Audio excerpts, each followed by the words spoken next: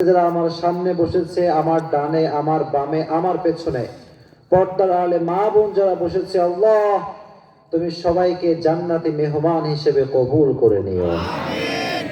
এত আস্তে বললেন, জোরে কোন আমিন।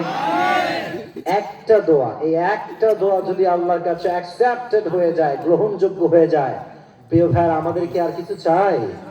জোরে কোন আর কি কিছু চাই? এর কারণ হচ্ছে আমরা জানি জান্নাতি আর জাহান্নামীর সম্মান কখনো সমান হতে পারে না। জান্নাতের স্ট্যাটাস আর জাহান্নামের স্ট্যাটাস কখনো সমান হতে পারে না। লা ইস্তাওয়ি আসহাবুন নারি ওয়া আসহাবুল জান্নাহ, আসহাবুল জান্নাতি হুমুল ফাইজুন। আল্লাহ বললেন যারা জান্নাতি আর যারা জাহান্নামী তারা কখনো সমান হতে পারে না। যারা জান্নাতি they are gained the ultimate success in their life. যারা জান্নাতি হয়েছে তাদের মতো সফল ব্যক্তি পৃথিবীতে দ্বিতীয় কেউ আর হতে পারে না। সুবহানাল্লাহ পড়েন।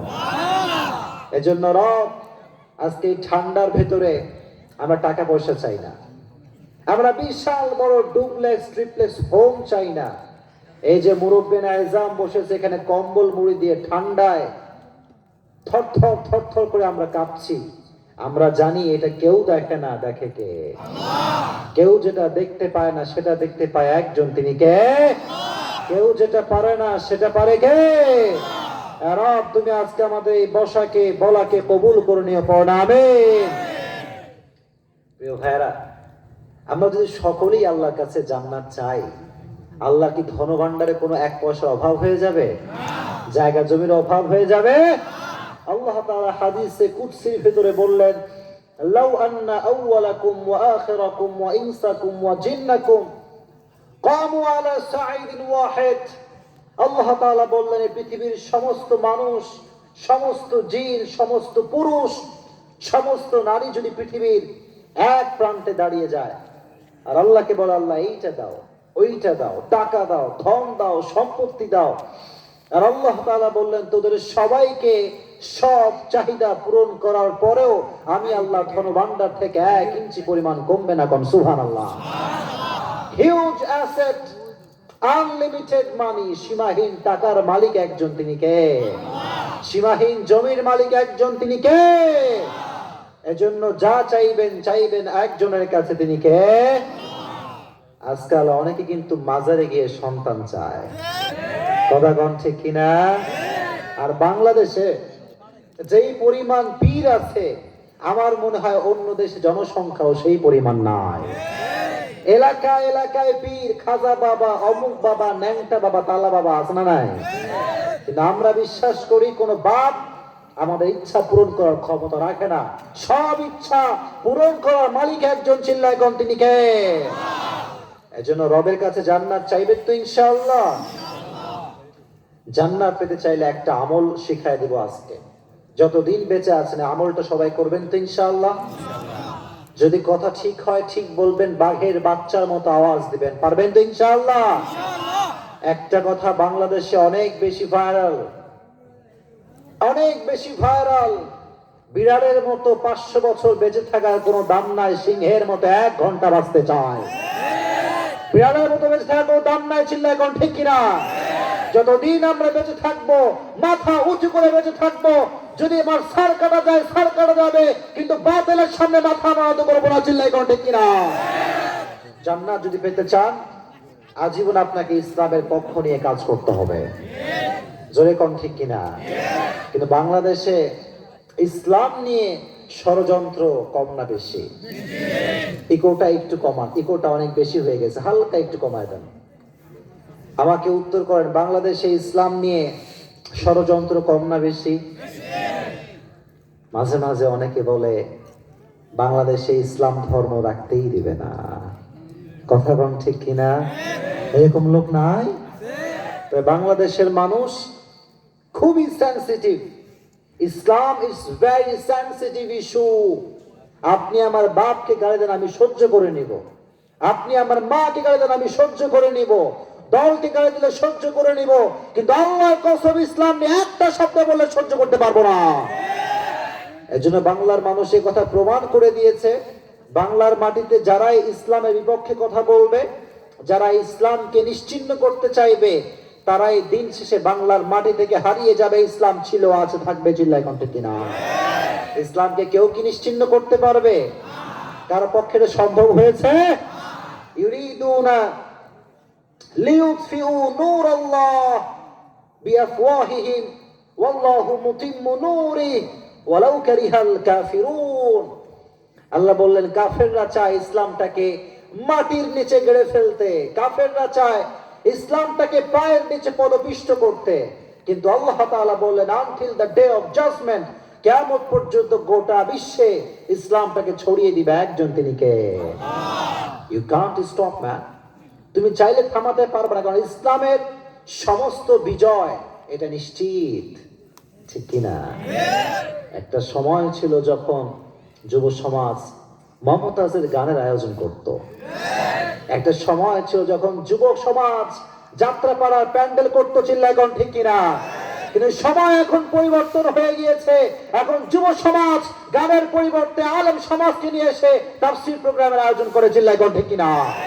এটা প্রমাণ করে যে দেশের মুসলমান ইসলামকে এত বেশি ভালোবাসে, যে দেশের যুবকরা কোরআনকে ভালোবাসে। আল্লাহর কসম, সেই জমিনে কিছু থাক আর না থাক, ইসলাম ছিল, আছে, থাকবে। চিল্লায় কোন ঠিক কিনা? আর কেউ যদি ইসলামকে নিশ্চিহ্ন করতে চায়, কোরআনকে কেউ যদি পায়ের নিচে পদপিষ্ট করতে চায়, আর ডাক যদি আসে জীবন দিয়ে শহীদ হয়ে ইসলামকে রক্ষা করতে হবে, জীবন দিতে কারা কারা প্রশ্ন, হাত তুলে আল্লাহকে দেখায় দাও।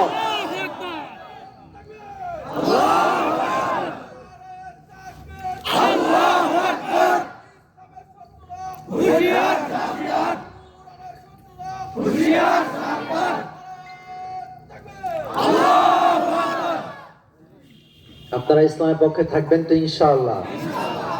শেষ পর্যন্ত বসবেন না? কে কে হাত তোলেন? এই যে না বুঝে হাত তোলেন। শেষ পর্যন্ত বসবেন তো ইনশাআল্লাহ? ঠান্ডা কি খুব বেশি লাগছে নাকি আপনাদের? খুব বেশি ঠান্ডা নাকি? শোনেন, যখন ঠান্ডার ভেতরে কোনো মানুষ কোরআনটা শুনে বাসার দিকে ফিরে যায়, তখন আল্লাহ তাআলা বলে, ঠান্ডার ভেতরে যায় কোথায়? ফেরেশতারা বলে, আল্লাহ, এরা তোমার কোরআনের প্রোগ্রাম থেকে যাচ্ছে। আল্লাহ তাআলা বলেন, এদের খালি হাতে ফিরিয়ে দিও না, এদের সমস্ত গুনাহ খাতা মাফ করে দাও। শেষ পর্যন্ত বসবেন তো ইনশাআল্লাহ? মাশাআল্লাহ। আজকের এই প্রোগ্রামটা জনস্রোত হয়ে গিয়েছে, ঠিক কিনা? এই জনস্রোত প্রমাণ করে যে যখন দেখবেন জোয়ার ভাটারে বিশাল বড় সমুদ্রের ঢেউ বয়, সামনে যা আসে সব ম্যাচাকার করে দেয়। চিল্লায় কোন ঠিক কিনা? এই জনস্রোত প্রমাণ করে কোরআনের আওয়াজ যে বন্ধ করতে চাইবে, সেই ঢেউ সে ভেসে যাবে, কোরআনের আওয়াজকে আল্লাহ উঁচু করে দিবে। চিল্লায় কোন ঠিক কিনা? কেউ থামাতে পারবে না। আপনারা আজীবন কোরআনের পক্ষে থাকবেন তো ইনশাআল্লাহ? ইসলামের পক্ষের শক্তি হয়ে কাজ করবেন তো ইনশাআল্লাহ? একটা প্রশ্ন করি, দেখি আপনারা কি উত্তর দেন। বউ আছে কার কার? দেখি একটু হাত তুলেন তো এখানে। আচ্ছা, ডু ইউ হ্যাভ ওয়াইফ? বউ আছে আপনার? আচ্ছা, কয়েকজন লোকের বউ আছে, বাদ বাকি কারো নাই। এবার বউ নাই সিঙ্গেল পিপল হাত তুলো। আয় রে আল্লাহ, কারো বউ নাই? আল্লাহ, যাদের বউটা কেউ নাই, এটা সুন্দরী নেককার বউ দিয়ে দাও আমাদেরকে। পড়াবে যারা আমিন পড়ে না, বউটা কিন্তু কিছু পাবো না। সকলে আবার জবান খুলে পড়াবে। মাশাআল্লাহ। তাহলে আজকে বিবাহিত আর অবিবাহিত সমান সমান একটা ভাব দেখতে পাচ্ছি। একটা প্রতিযোগিতা করবো, আপনারা দিবেন তো ইনশাআল্লাহ? আজকে দেখতে চাই, I want to check, is married people more strongful or single people? কাদের শক্তি বেশি দেখবো আজকে। যাদের বউ আছে তাদের শক্তি বেশি, নাকি যাদের বউটা কেউ না হয় তাদের শক্তি বেশি? রেডি সবাই? প্রথমেই বিবাহিতরা তাকবীর দিবেন, তারপরে অবিবাহিতরা, তারপরে সবাই দিব। জোরে কম ইনশাআল্লাহ। দেখি কারা জিতে আজকে। It's time for married people. বউ থাকলে তাকবীর দিবেন, না থাকলে চুপ থাকবেন। ঠিক আছে ইনশাআল্লাহ?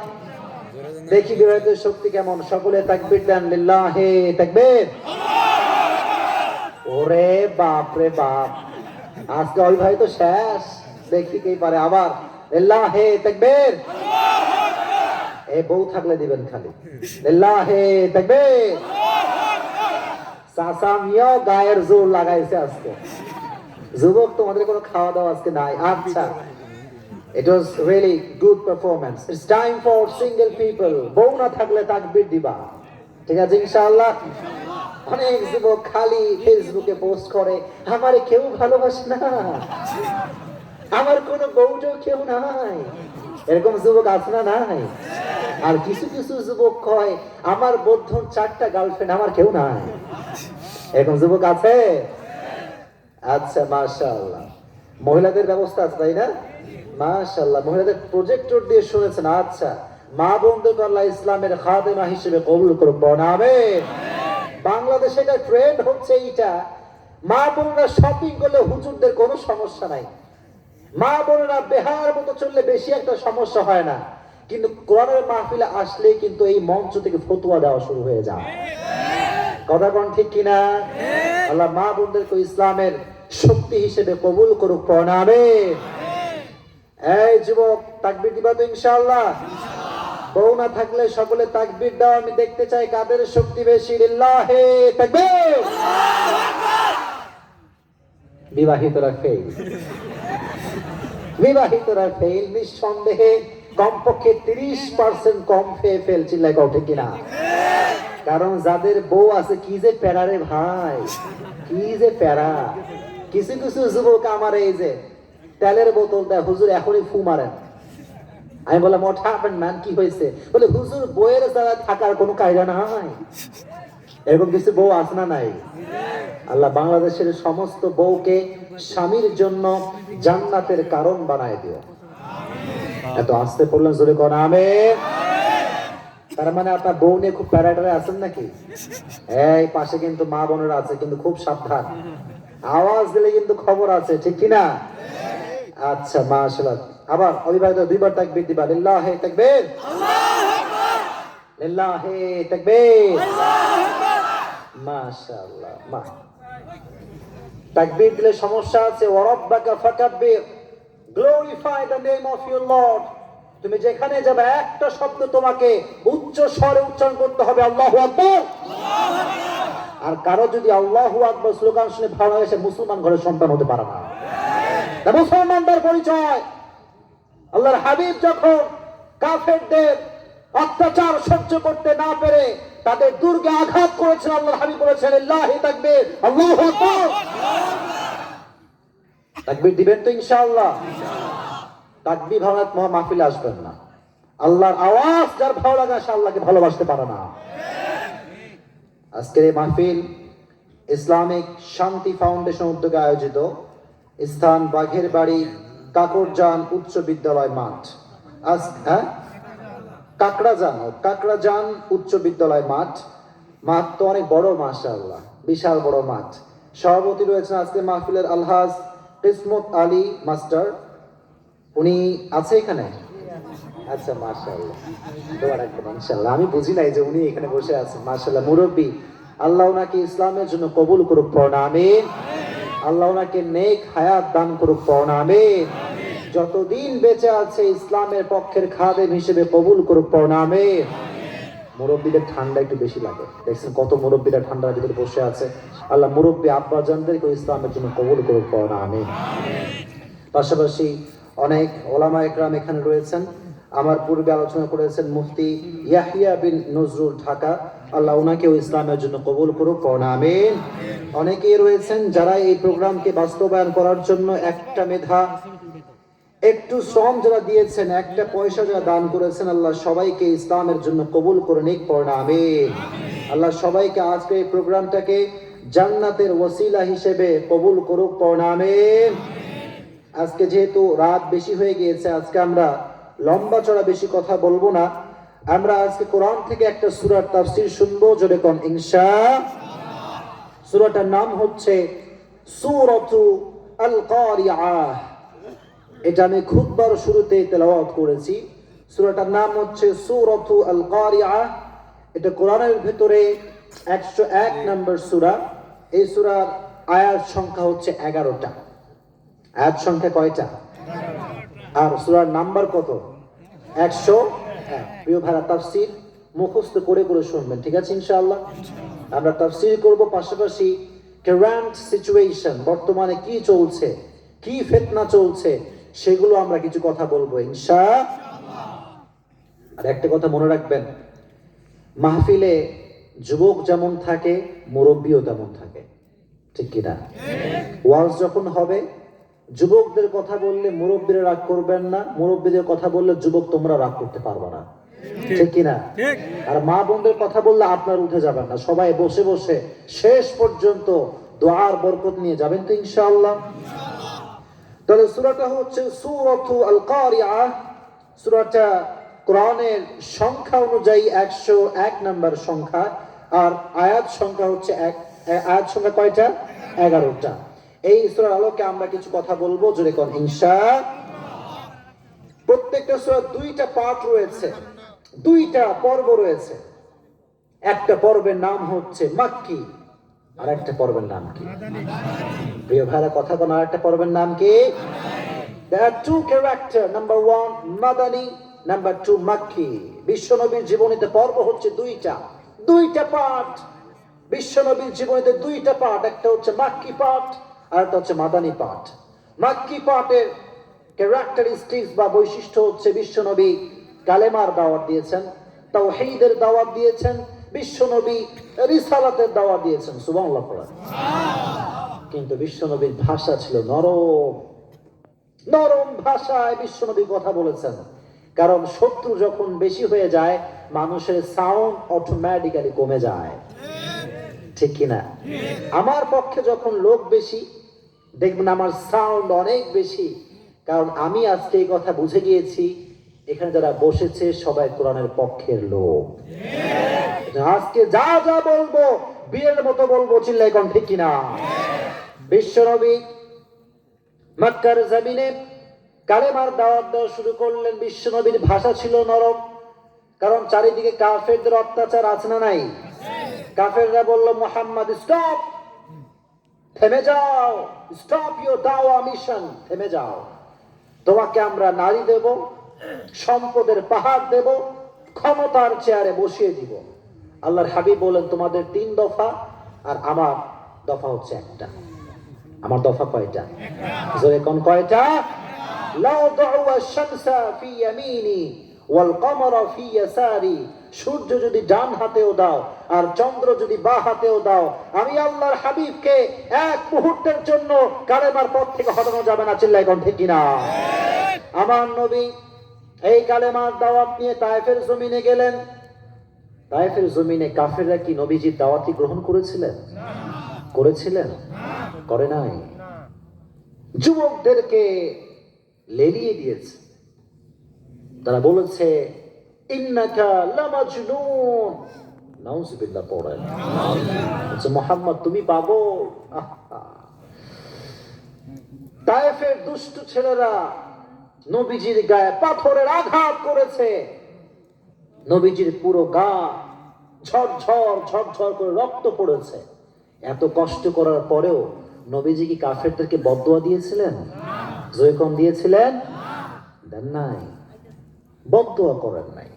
আমার নবী বলেছিলেন, যদিও এখনকার তায়েফের জমিনের লোকেরা কালেমা পড়ে ইসলাম গ্রহণ করে নাই, কিন্তু এমন তো হতে পারে নেক্সট জেনারেশন, আগামীতে যারা আসবে তারা তো ইসলাম ধর্ম গ্রহণ করতে পারে। সুবহানাল্লাহ পড়েন। কি বিশাল দিল দরিয়া হৃদয়! এত দিল দরিয়া হৃদয় আমার নবীকে দিয়েছে একজন, চিল্লায় কম, তিনি কে? এবার একটা কথা বুঝে থাকলে উত্তর করবেন, না চুপ থাকবেন। আচ্ছা বলেন তো, এই যে 300 কিলোমিটার পথ পাড়ি দিয়ে আমার নবীজি তায়েফের জমিনে গেলেন, এটা কি আমার নবীজি নিজের স্বার্থে গিয়েছেন নাকি তায়েফবাসীর স্বার্থে গিয়েছেন? যখন নিজ স্বার্থে না তায়েফবাসীর স্বার্থে? আহা, খেয়ে না খেয়ে দিন প্রচারের কাজে নিজেকে দিয়ে ছবি লিয়ে তায়েফের কাফিরেরা চিনল না সে আলো, দুষ্টু ছেলেদের পিছু দিল লেলিয়ে। পড়েন, পাথরের আঘাত খেয়ে ক্ষত বিক্ষত হয়ে সারা শরীর থেকে রক্ত ঝরে। হে রাসূল তোমাকে ভুলি আমি কেমন করে হে রাসূল, তোমাকে ভুলি আমি কেমন করে, ঠিক কিনা? হাজারো ব্যথা বেদনার পরে ফিরে আসনি তুমি আপন ঘরে, দিনের আলো তুমি ছড়িয়ে দিতে চলে গেলে মদিনায় মক্কা ছেড়ে হে রাসূল, তোমাকে ভুলি আমি কেমন করে হে রাসূল, তোমাকে ভুলি আমি কেমন করে, ঠিক কিনা? আমার নবীজি কষ্ট করেছেন, রক্ত ঝরিয়েছেন, কিন্তু বিশ্বনবী কাফেরদের জন্য বদদোয়া করেন না। এই বিশাল বড় হৃদয় নবীকে দিয়েছে একজন, তিনি কে? This is called Mecca life. এটাই হচ্ছে বিশ্বনবীর মাক্কি জীবন। আর সেকেন্ড যে জীবন, এটার নাম হচ্ছে মাদানী জীবন। মাদানী জীবনে বিশ্বনবী যে কাজটা করেছেন সেটি হচ্ছে বিশ্বনবী সমাজটাকে সংস্কার করেছেন। সুবহানাল্লাহ পড়েন। সমাজ, যুব সমাজ আসনা নাই, জোরে কোন আসনা নাই? আমি তো প্রত্যেকটা মাহফিলে ওপেনলি কথা বলি, যুব সমাজ যদি ঠিক হয়ে যায়, আল্লাহর কসম বাংলাদেশও ঠিক হয়ে যাবে। যুব সমাজ যদি ঠিক হয়ে যায়, বাংলার মধ্যে দুর্নীতি, সুদ, ঘুষ আর ঠাঁই পাবে না। চিল্লাই কোন ঠিক কিনা? আমার নবীকে গোটা বিশ্বের জন্য সমাজ সংস্কারক হিসেবে পাঠিয়েছে একজন, তিনি কে? He was a very good reformer of the society.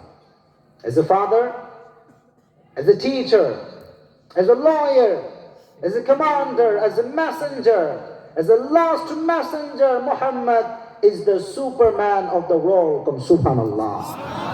বাবা হিসেবে, নেতা হিসেবে, সমাজ সংস্কারক হিসেবে আমার নবীকে গোটা বিশ্বের জন্য সুপারম্যান করে পাঠিয়েছে কে? দুইটা জীবন, মাক্কি জীবন, মাদানী জীবন। কিন্তু এই সূরা যে নাজিল হয়েছে, আমাকে বলেন তো, এটা কি মাদানী পর্বে নাজিল হয়েছে নাকি মাক্কি পর্বে নাজিল হয়েছে? যেরকম মাদানী না মাক্কি? মাক্কি। এই সূরাটা হচ্ছে এমন একটা সূরা, যে সূরার ভিতরে আল্লাহ তাআলা কিয়ামতটা কেমন হবে, কিয়ামতের দৃশ্য কেমন হবে, কিয়ামতের নকশাটা কেমন হতে পারে, এই সূরার তাফসীর শুনলে আপনি কিয়ামতটা লাইভ দেখবেন। সুবহানাল্লাহ পড়েন। লাইভ বোঝেন? লাইভ যুবক, তোমার লাইভ বোঝো না? সরাসরি সম্প্রচার, সরাসরি মানুষ দেখতে পায়। নিউজ কোথায়? ঢাকায় অগ্নিকুণ্ড দেখতে পাচ্ছে মানুষ, অগ্নিকাণ্ড ঘটেছে। এটা হচ্ছে লাইভ।